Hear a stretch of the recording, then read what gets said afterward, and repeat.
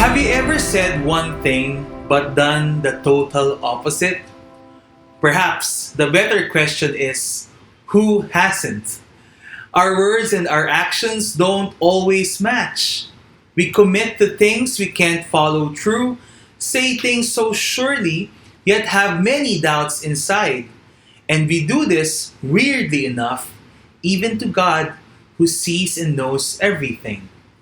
Think of those moments when you are deep in prayer, totally in love and humble surrender to God, eyes tearing up and heart full of sorrow, only to revert again to sin soon after. Remember those promises you made with such determination to God and to yourself, only to turn back on them the next day. In many ways, we have failed to measure up to our own words. It may not be obvious, but today's psalm shows that even the great king, David himself, is guilty of this. Here he is, stringing together so many beautiful and poetic words to declare his total surrender to God. He shouts to the world that God will save him, that the Lord hears his cries and will come to defend him no matter what. So he has nothing to fear. And it's a truly powerful testimony that sets its listeners' hearts aflame. Yet what did David do?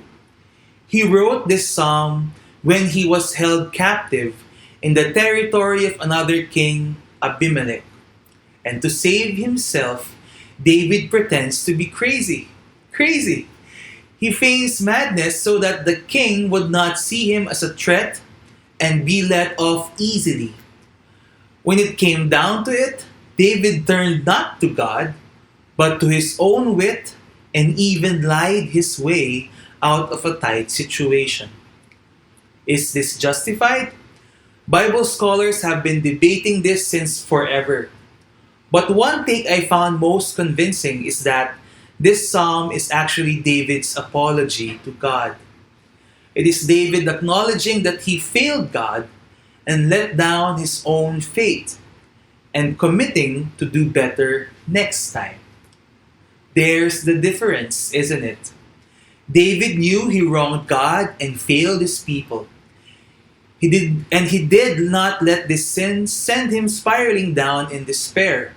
Instead, broken and humiliated, he returned back to God. David praises God in this psalm not out of confidence, but deep humility. He experienced firsthand how God is faithful. God still saved him despite his lack of trust and surrender. And this gave him confidence that God is merciful. God never runs out of chances to give for anyone willing to try again. My dear brothers and sisters, God's promise of salvation was never meant for the perfect and unfailing. Instead, it is made with us in mind, our weak, broken humanity due to sin. That is why His Son came to us as Emmanuel, God with us. His promise to walk with us at all times, and when we let Him, bring us closer to His heart, to our salvation.